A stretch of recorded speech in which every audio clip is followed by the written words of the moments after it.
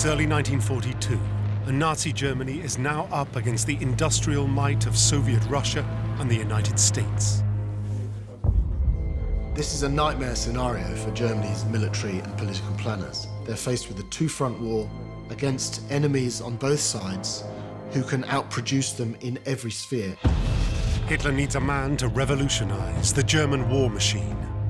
But no one expects the Führer to choose his friend, Albert Speer. Speer was an architect. He was not a manager. He was not an engineer. He was not even a general. It's a promotion that soon stirs up a rat's nest of inner circle jealousy and intrigue. It's a very public humiliation for Göring and a very public success for Speer. And that kind of success makes him an immediate target for other members of the inner circle. He's got Bormann briefing against him, Himmler jostling for power. It's a confrontation that might even threaten Speer's life. This raises the kind of tantalizing prospect that members of Hitler's inner circle are actually trying to murder each other. This is the inside story of Hitler's henchmen. The power struggles, blind ambition, and fawning sycophants that would create a monster and fuel the most brutal horrors of the Third Reich.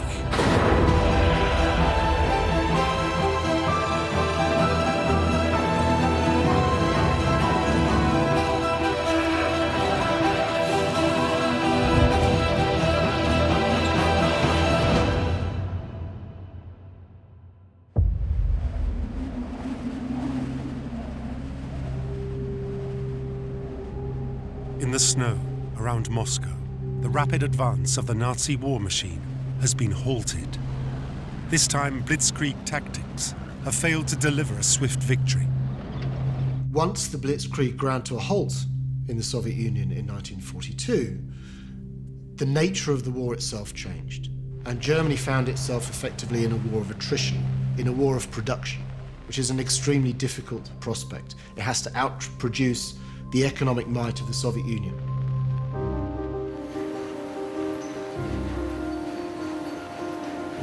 Nazi Germany needs more tanks and guns fast, but its economy isn't ready for a long, drawn-out war. And to make things worse, a plane crash has led to the death of the very man Hitler needs to arm and supply his war machine. Minister of Armaments, Fritz Todt.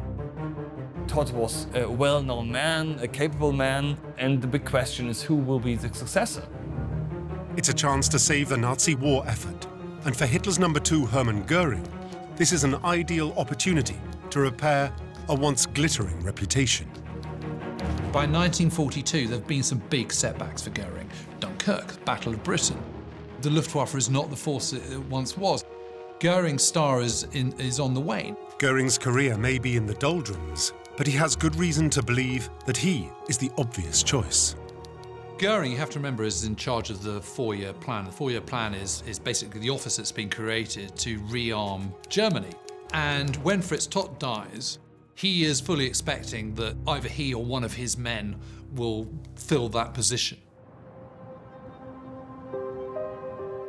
Göring is banking on being put in full control of the supply and manufacture of armaments. But when he arrives at the Führer's office, he gets a nasty surprise.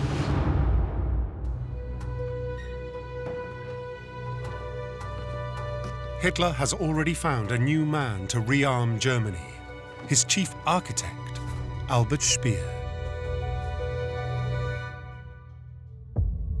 When Speer is appointed, you know, this is an absolute shock and bolt from the blue. Everyone knew Speer as Hitler's architect, but everyone was surprised that he was the successor of Todt because he was not an engineer, he was not even a general, he had no idea about weapons industry whatsoever. But a move like this should come as no surprise to Göring, as Hitler likes to keep his inner circle in check by keeping those closest to him on the back foot. Hitler likes to surround himself with people who say yes. He therefore has a habit of giving people jobs for which they have no background knowledge, no experience, and are unlikely candidates for those jobs. Now, Speer thought that he himself was the only thing approaching a friend that Hitler ever had.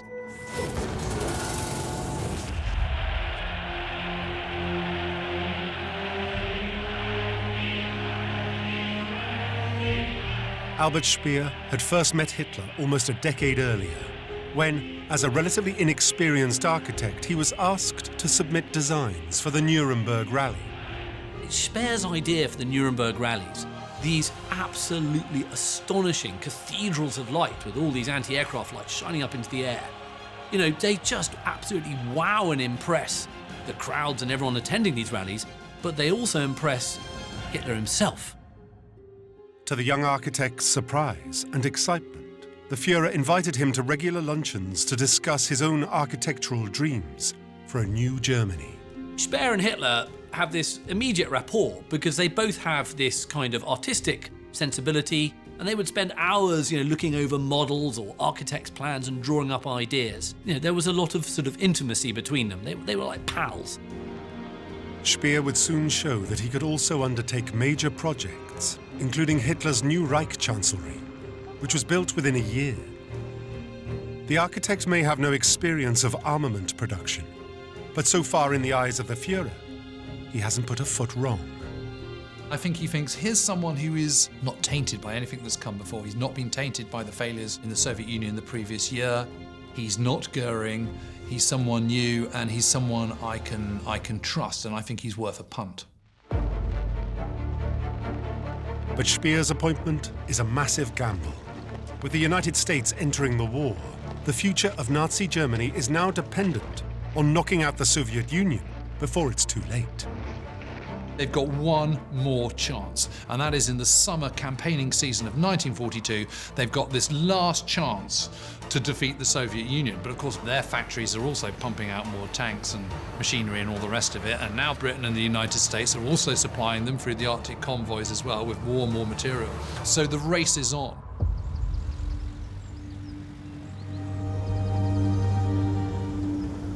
It's a daunting challenge. But Speer's first hurdle is to deal with the very man who wanted his job. Speer, travelling to see Göring soon after his appointment, would have been expecting something of a showdown. Speer now finds himself thrust into the bear pit of Hitler's inner circle, surrounded by dangerous men who all jealously guard their grip on power. And Göring is itching to put the young upstart in his place. Speer knows that he's completely in above his head. Yes, he's been in the inner court, but he's always been just the guy who builds buildings. He hasn't actually been involved on a kind of day-to-day basis of the political machinations of the Third Reich. So suddenly he's saying, I have to kind of sink or swim with the big boys, and they don't get bigger than Göring. Hitler's number 2 receives Speer like a pompous patrician, telling the newbie just to follow his lead, and all will be well. Göring just wants to go, okay, fine, you're now going to be consumed into the 4-year plan. We're going to set up, and you'll just basically do what I say. Göring outlined the areas beyond which Speer was not to tread, and Speer realizes at that point that he's being set up. This is kind of heart-stopping moments for him, and he's got to show Göring right from the outset that he's not going to be pushed around.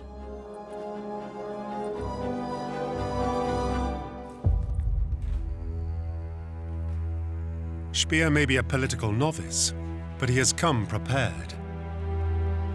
He can't push Göring around, but Hitler can. He reveals a decree from the Führer himself. Hitler says that these new areas, as far as armaments production was concerned, it was all to be under Speer's competence. It was to be taken away from Göring's competence as head of the 4-year plan and was to be given to Speer. Speer is playing his trump card, his personal bond with the Führer. What he has managed to get out of Hitler is a concession that he can go straight to him. He has a direct access to the Führer, and the Führer says, I will back you up on anything. And Göring just has to kind of suck on that.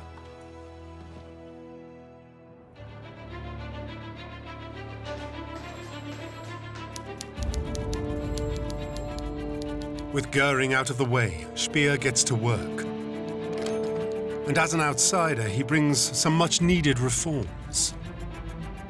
For a Nazi Germany where everybody is enmeshed in bureaucracy and overlapping hierarchies and nobody can get anything done, Speer comes in and he sets up these new, clean lines of control on a more business-like basis. The German war economy had never really been properly rationalised. So first of all, that's what Speer begins to do. So he tries as far as is possible to ensure that each individual factory produces one product, whether it be a rifle or an artillery piece, whatever it is. And at the same time, he's banging heads together, and people that don't toe the line and do the right thing are removed.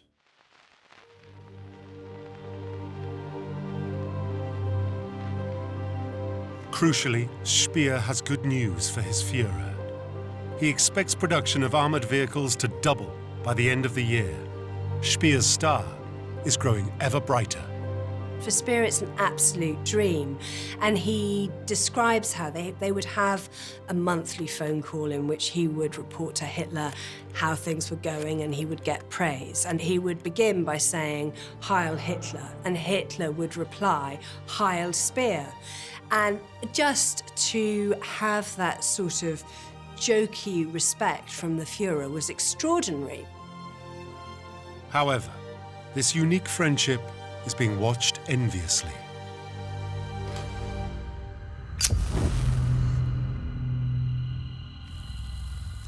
Speer's relationship with Hitler is very threatening to Martin Bormann.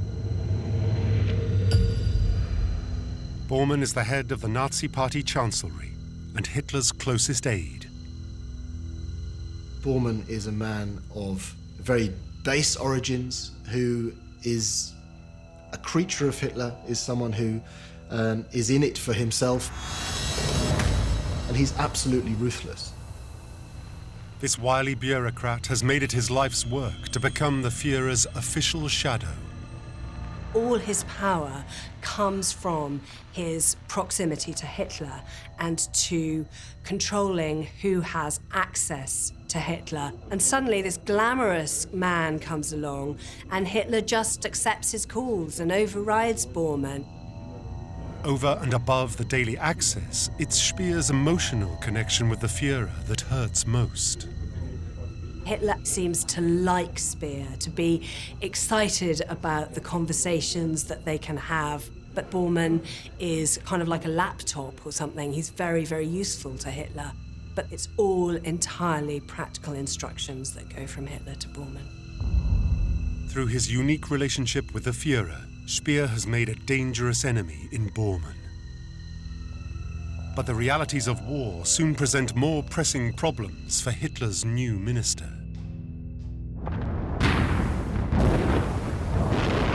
Summer 1942. Operation Case Blue is underway. It's the Führer's grand plan to finally knock Soviet Russia out of the war. But as more and more men are sent to the front, there are fewer left to work in Speer's factories. Speer knows where he can find labor, but it means dealing with the most feared and fanatical member of Hitler's inner circle, SS boss Heinrich Himmler.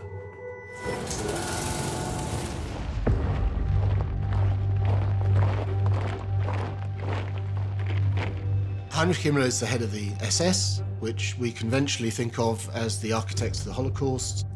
But it's often forgotten that the SS is the largest economic player in the Third Reich as well. Although names like Auschwitz and Dachau are synonymous with the extermination of millions of Jews and other political prisoners, Himmler's vast network of concentration camps are also a vital source of labor. The problem is, he wants to keep them for himself. Himmler is very keen to expand the economic enterprises of the SS and actually have munitions factories set up within concentration camps, using all of that, to him, free labor to make munitions and weapons and everything else. Speer disagrees with this because he sees this as being fundamentally an inefficient way of making arms. He wanted to have the established armaments factories staffed with concentration camp labor to build armaments. With Himmler reluctant to cooperate, Speer is keen to find other sources of labour. Luckily, there is a man with a mutual interest itching to get back into the Führer's thoughts: Joseph Goebbels.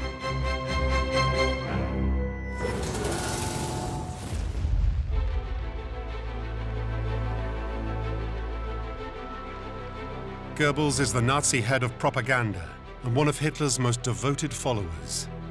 But the spin master has recently found himself drifting from the centre of power. Goebbels' job as propaganda minister became more and more difficult as the war went on, because when you report successes and conquests and great victories, that's fairly easy and fairly straightforward. When the war began to turn more sour, this becomes much more difficult to represent. However, Goebbels has found inspiration from an unlikely source, someone who has made a virtue out of stoicism and self-sacrifice. We have before us an ordeal of the most grievous kind. We have before us many, many long months of struggle and of suffering. Goebbels was enormously impressed by Churchill's public speaking in Britain's hour of crisis. And although he loathed and detested Churchill, he recognised in him a fellow orator. I would say to the House, as I said to those who've joined the government, I have nothing to offer but blood, toil, tears, and sweat. Goebbels believes that he too can inspire the German people to join the war effort on every front. And he sees a potential ally in Albert Speer.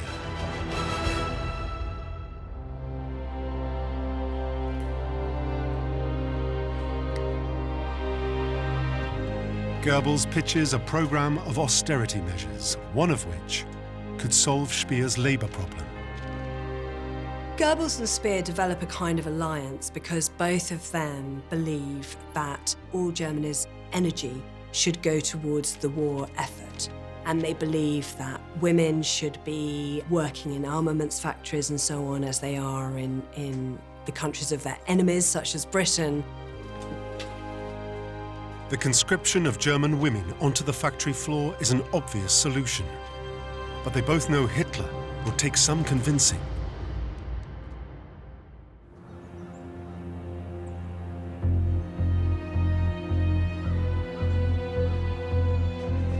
After months of discussion, Speer and Goebbels present their new plan.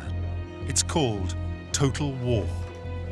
However, Hitler is reluctant to accept the need for women to build munitions or do anything that might bring the war closer to home. Hitler is very worried about losing the home front. He always has one eye on protecting German civilians from the realities and the hardships of war. This stems from the circumstances of the end of the First World War, which is when effectively the home front was lost, and that led to the collapse of German armies in the field.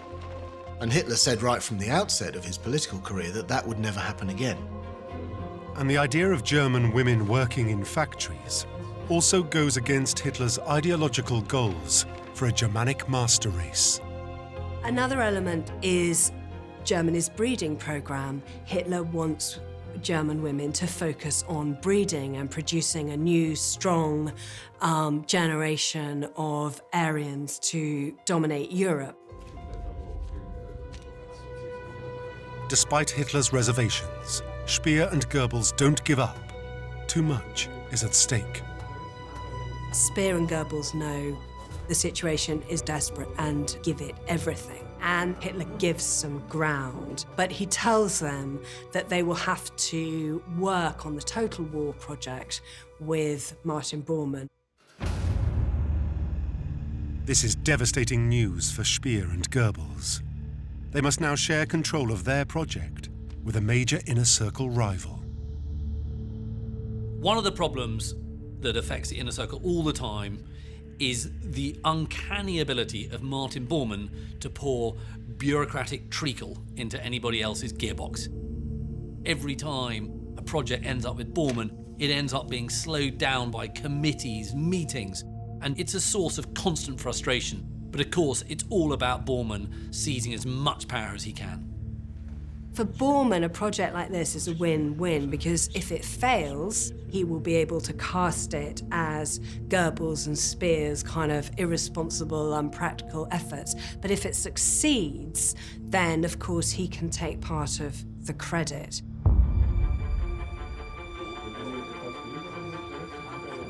While Bormann gets his claws into Goebbels and Speer's total war project, a beleaguered Hermann Göring spies a way to exploit a developing crisis in the East.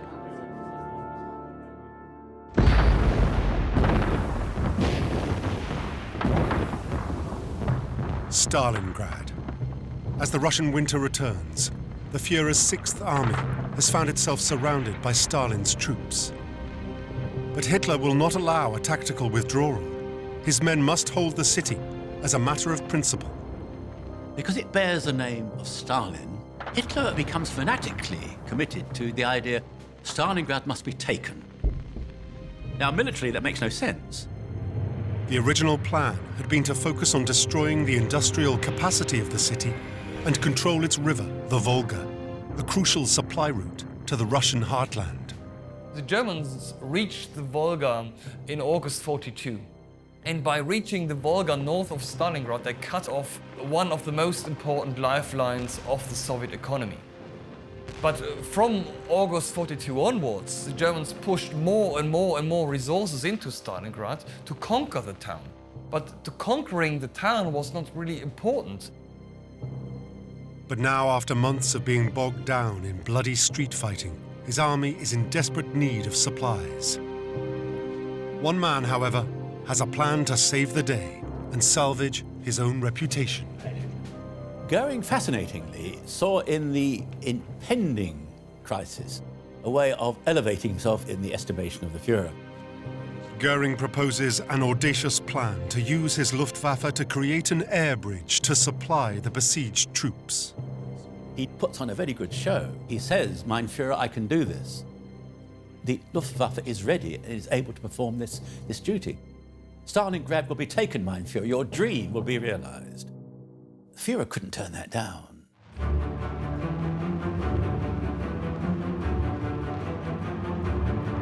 Faced with ice, snow, and freezing fog, Göring's pilots begin what his own senior staff already fear is an impossible task.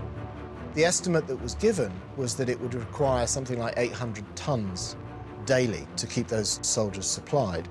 The reality was that they managed under 100 tons per day. As days turn into weeks without fuel or food, the 6th Army is losing as many soldiers by starvation and cold as it is by enemy bullets. Göring's promise has proven to be a catastrophically empty one. In reality, he had neither the aircraft nor the pilots to fulfill that task. So the supply of German soldiers in Stalingrad was simply, an air bridge too far for the German Air Force.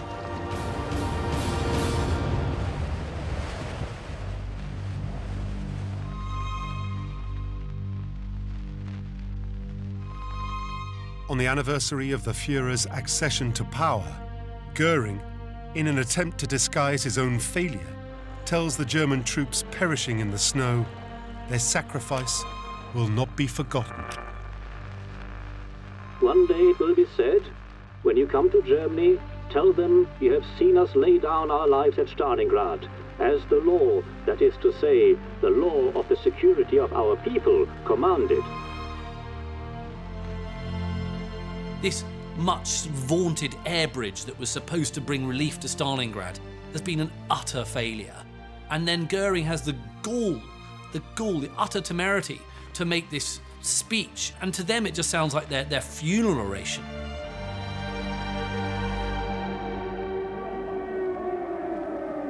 But Göring's own humiliation is only just beginning. As he starts his speech, the sirens wail over Berlin.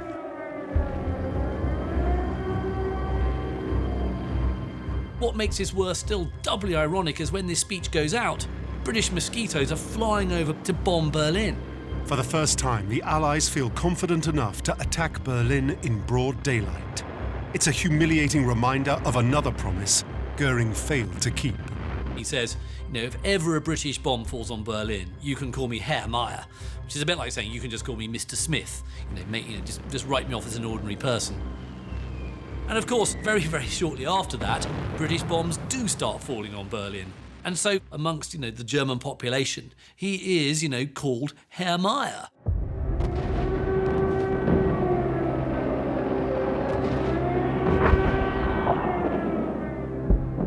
As bombs rain down on Berlin, the Führer is reeling from the loss of over 200,000 men in Stalingrad. In front of his staff, Hitler blames the Italians, Romanians, and Hungarians fighting alongside his Sixth Army. But within the inner circle, everyone knows Göring is the real fall guy. This is just another one of Göring's failures, which have all started at the Battle of Britain. And then you got the failure at Stalingrad. And it's absolutely clear to Hitler that Göring is just not up to the job. Yes, in his day he was a brilliant pilot, but he is not a brilliant Reichsmarshal. Humiliated, the once heroic fighter ace soon slips back into old habits. Göring had been this kind of complete hero, ace pilot, kind of glamorous sort of figure emerging from the First World War. But he had also suffered injuries after the Beer Hall Putsch. Back in 1923, during the Nazis' first failed attempt to seize power, Göring had been shot and severely wounded.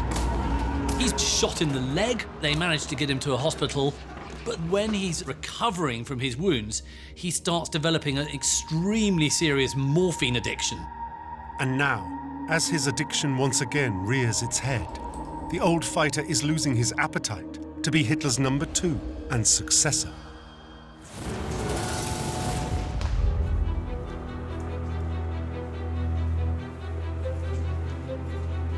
Martin Bormann's power, however, continues to grow as he cynically exploits Hitler's preoccupation with the Eastern Front. Bormann by now is an increasingly important figure. It's a constant fight in the inner circle to try and get Hitler's ear and get Bormann out of the way. Even though the Stalingrad crisis has prompted Hitler to allow Speer and Goebbels to enact some of their total war measures, Bormann is continually looking to minimize their scope and impact. Bormann doesn't really think independently. Goebbels and Speer are thinking independently about what's best for Germany. They're considering the situation. Bormann only thinks about what's best in terms of maintaining my relationship with Hitler and my hold on power.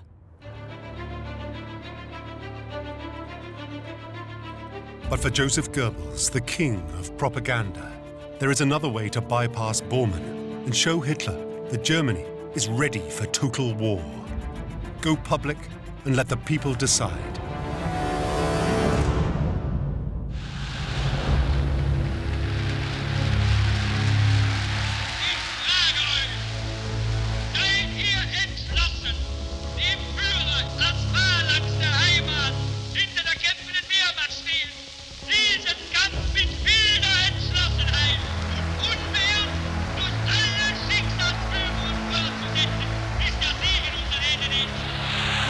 In front of a carefully selected audience, Goebbels seizes the opportunity to turn Stalingrad into a story of heroic sacrifice and tell the German people that it's now their turn to join the war effort. In a way, it was Goebbels' finest hour in that he recognised the gravity of the occasion.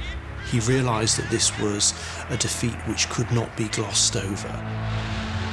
But this wasn't just a Churchillian call to arms. Goebbels wants to show Hitler that all Germans are ready to do whatever it takes.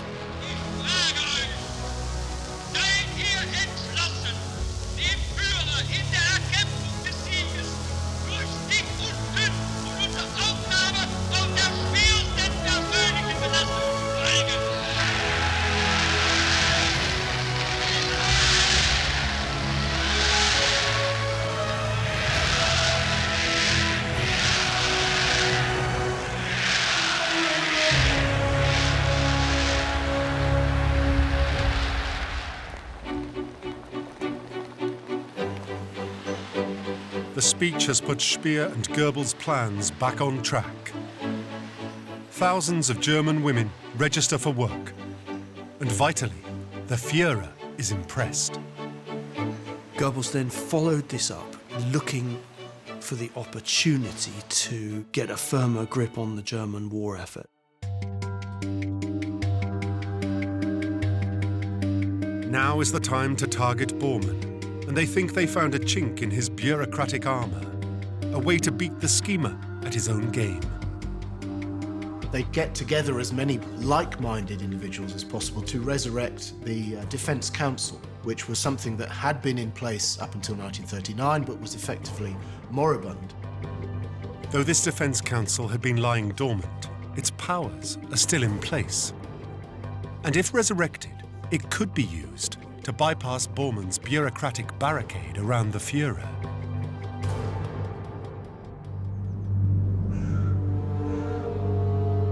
But there's a hitch. The man in charge of this dormant agency is also out of action. This is the problem that the head of the Defence Council was Hermann Göring. Speer and Goebbels need Göring on side, but it's uncertain that he's up to the job. Göring himself is still rather unreliable. He still has a rather nasty morphine habit. He's actually rather averse to doing anything to actually solve the problems that Germany is facing. Someone needs to snap Göring out of his slump. But he's not even talking to Goebbels, because total war measures have led to the closure of Göring's favourite restaurant. So it falls to Speer to coax the old fighter back into the ring. Speer claims he wasn't really a political animal, but he was indeed political when he needed to be, and this is one of the instances where he plays upon Göring's sensitivity over Bormann. Speer takes full advantage of their mutual dislike and distrust for Bormann. Speer and Göring come from a very different background to Bormann. They both look down on him, but they are also kind of very aware of his ways of operating. And there's this moment where Speer is reminding Göring of the kind of drip of Bormann's technique. He's always there with the Führer, and he will brief against them. And the final damning of Bormann in the eyes of Göring is Speer's statement to the effect, he's after your job. He wants to be number two in the party and in the nation, and you stand in his way.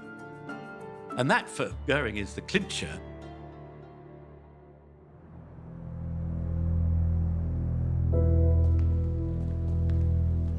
The two men agree a plan to chip away at Bormann's influence. The first step, to target and discredit one of his stooges at a meeting over the still vital issue of labour supply. As head of the resurrected council, Göring will lead the attack. What happens is very similar to what might have happened in a medieval court. It was an interpersonal attack, not going directly for Bormann himself. For a man new to politics, Speer has put together an unlikely coalition. Together with Goebbels and Göring, they can finally take Bormann down a peg or two. But as Speer arrives, something's not right. Goebbels is nowhere to be seen. And Bormann has a new friend. Heinrich Himmler. So one can imagine when Speer walks into the room and sees Bormann sitting next to Heinrich Himmler, he probably told himself that this perhaps was a meeting that wasn't going to end well. And it soon gets worse. Göring goes off script and starts attacking Speer's deputy. Speer is really bewildered at Göring's behavior. He just can't make sense of that. And Speer is worried that the forces had aligned themselves against him. With Goebbels absent and Göring's about face, it's clear Speer has been betrayed. For Göring, the realization that Himmler was lining up on side with Bormann against Speer and his group, that he perhaps thought that this was the side that he should also be on. For Himmler, Still jealously guarding his control of concentration camp labor, any attempt by Speer to gain more power is a potential threat. Himmler is very keen to not allow Speer to grow his own influence much more than it already is. And what you could interpret this meeting as is Himmler just reasserting his influence on the economic sphere and reminding Speer of who is actually the bigger player. For Speer, it's a painful reminder that his inner circle rivals will do anything to protect their personal positions, over and above the crisis Germany faces. But he's learning fast. His battle for control of the war economy isn't over yet.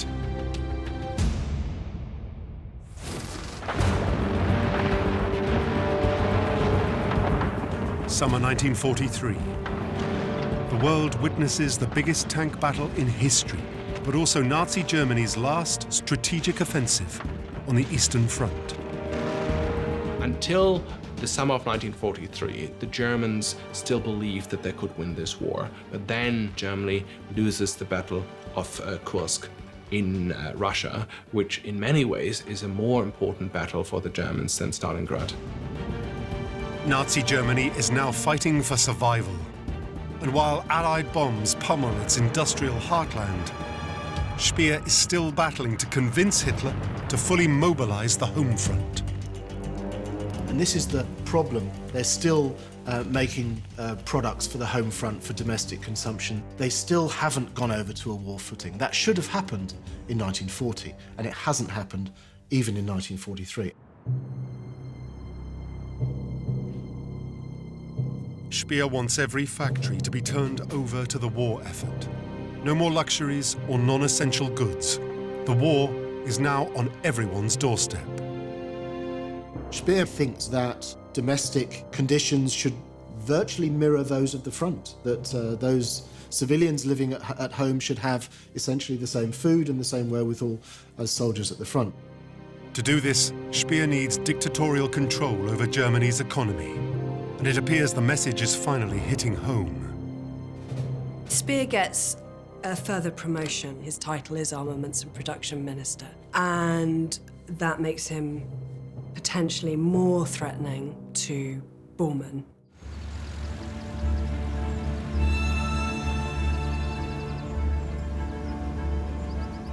Speer has risen from political novice to a position of immense power. But he knows that his austerity measures will not be popular among many senior Nazis, and that Bormann is waiting to pounce.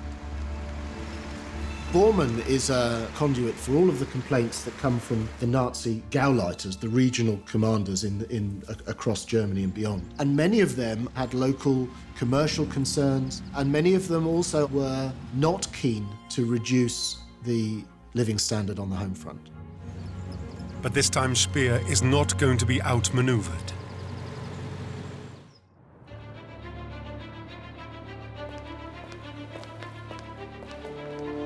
In autumn 1943, Speer presents his new plan, and also a new partner. It's interesting that in these shifting alliances and power plays between the senior Nazis, that almost from one month to next, you could be a rival with someone and then forge a temporary alliance with them. And that happens with Himmler and Speer. Speer's old adversary appears to have had a change of heart. Himmler, if he has eyes in his head, is certainly aware that the war has turned very decisively against Germany. But also, we have to bear in mind that Himmler is the arch-loyalist. He's someone who's absolutely loyal to Hitler's word. So if Hitler has given this added remit to Speer's portfolio, then Himmler's thinking is probably, well, that's perhaps where I need to align myself as well. Speer announces that the SS will ensure that production of all non-essential consumer goods will stop within 2 weeks. No more radio sets, refrigerators, or cosmetics. It's an all-out war against what Speer calls the skivers and the malingerers. It's a very tough message for many of those local party bigwigs to handle. They are being told that unless they toe the line, they will be potentially falling foul of the SS and the Gestapo. But the lectures are not over. What follows is one of the few recorded speeches by a senior Nazi regarding what will become the single worst crime against humanity, the Holocaust. The meetings at Posen are unique because they're a very vocal expression of the intention to eradicate a people. Himmler said, someone's got to do this dirty work. Someone's got to kill all these people, all these Jews, all these homosexuals, all these political enemies. Someone's got to kill them to get rid of them so that humanity is saved from their so-called malignancy. And so therefore they could say, you've got to commit an evil act in order to do good. In his efforts to secure victory, Speer has made a pact with the devil. Yet he would later claim that he hadn't stayed to hear his new allies' incriminating words. I am very, very wary of any of Speer's claims. He spends his entire life from 1945 until the year he dies distancing himself from the Third Reich. He is trying to show that actually he was very much the anti-Nazi, a kind of good Nazi. But in reality, Speer has never had any moral qualms about using Jewish and foreign slave labour. And now with SS cooperation, tens of thousands of people will be worked to death building roads, fortifications, and new weapons in his bid to save the Nazi regime. Speer is not at all sentimental about concentration camp labour. He's not particularly bothered about the conditions that concentration camp inmates live in. Perversely, Speer would claim that his workers at least had a chance to live. However, the death rate of those building his new secret weapon, the V2, was the highest in the entire Nazi concentration camp system. He's merely concerned with the weapons that he needs to produce are produced as efficiently as possible. So it's not a human concern that they'll be better treated in his factories versus the concentration camps. It's purely about the outcome. However, new wonder weapons alone are not going to save Nazi Germany.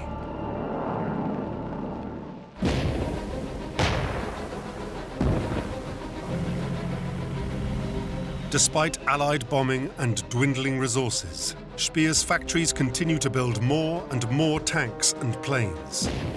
But by January 1944, as the Soviets begin to enter Poland and the Allies move up the Italian peninsula, the stark reality is Germany no longer has the soldiers to use its new resources. Crucially, it all came rather too little too late. The shift to a total war economy had come far too late in the day, and by that stage, the war is all but lost. The constellation of power ranged against Germany is so vast that Germany really is in no position to expect any sort of positive outcome by that point. Whereas the Führer refuses to accept any notion of defeat, the reality of the situation is taking its toll on his most able minister. Speer is now in a very difficult situation. The reality of Germany's military situation, of Hitler insisting on offensives which were impossible, plus he's got Bormann briefing against him, Himmler jostling for power. It just becomes an absolutely unmanageable situation in which all he can do is fail. Stress and anxiety is pushing Speer to breaking point. Speer is run down with exhaustion, and this incessant, insane workload have made him, just in his late 30s, feel like an old man. Speer is fighting on all fronts. So not only is he trying to rationalise the German war economy, he's also having to fight constant rearguard actions against his fellow Nazis and rivals. And this inevitably has an effect. Speer, in mid-January 1944, has what appears to be some sort of psychological collapse.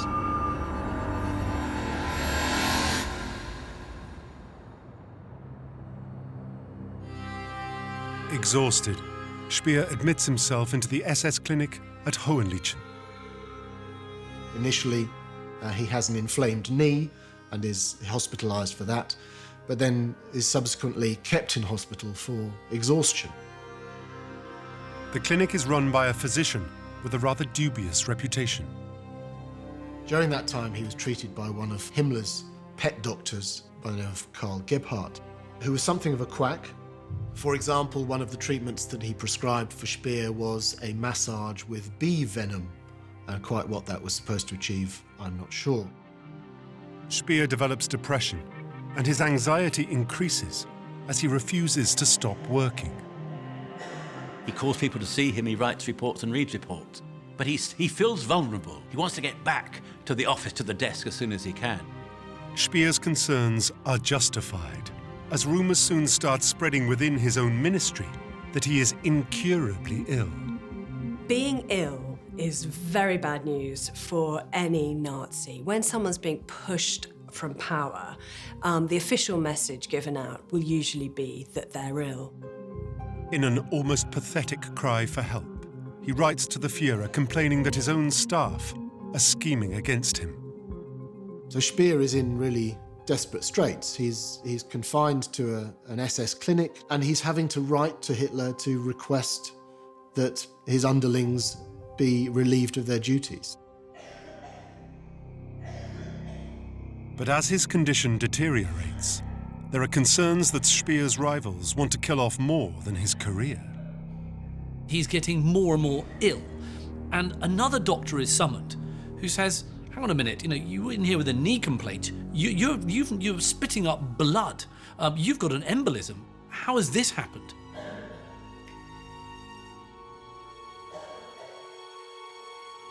How Speer got so close to death is mystifying. But his long-serving secretary, Anne-Marie Kempf, would claim that it wasn't an accident. She overhears this conversation going on between two men, and she hears the name Speer mentioned. So she does what all kind of eavesdroppers do, and she puts her ear to the door. And she is amazed when she realizes that one of the voices is that of none other than Heinrich Himmler. And she hears Himmler go, "Is he dead yet?" And Gebhardt just is about to start replying, and then Himmler just cuts him off and says, "The less said, the better."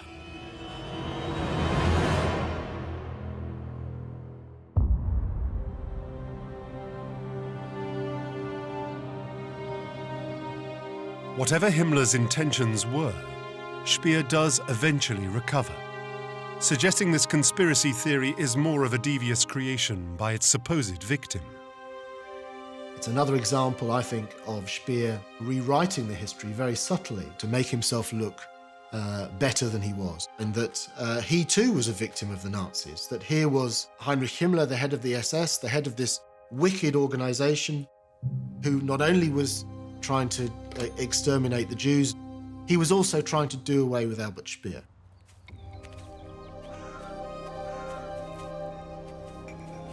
What is certain is that illness has enabled Speer's rivals to continue to undermine him. Bormann, in particular, has been busy. Speer's aggressive speech to the senior Nazis' district leaders has created a severe backlash. The focal point for all of that discontent is Bormann, and he collects up those complaints from the local party leaders, and as he has the ear of Hitler, he's feeding little snippets of information, negative pieces of publicity, negative reports, to drive a wedge between Speer and Hitler.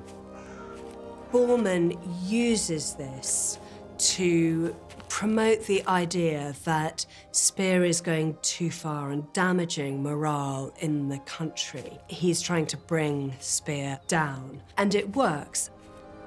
Speer is no longer in the kind of Führer's golden glow. Bormann has finally won. Speer's monthly phone calls with Hitler are now a distant memory.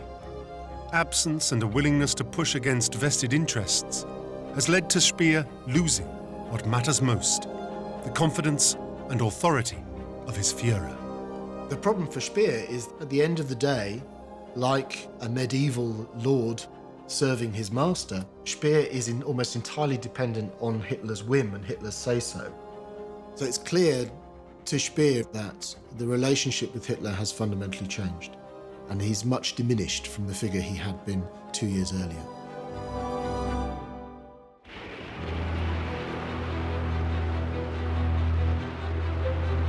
As Nazi Germany faces a final showdown against Soviet Russia and the Allies, Speer's inner circle rivals remain focused on their own push for power.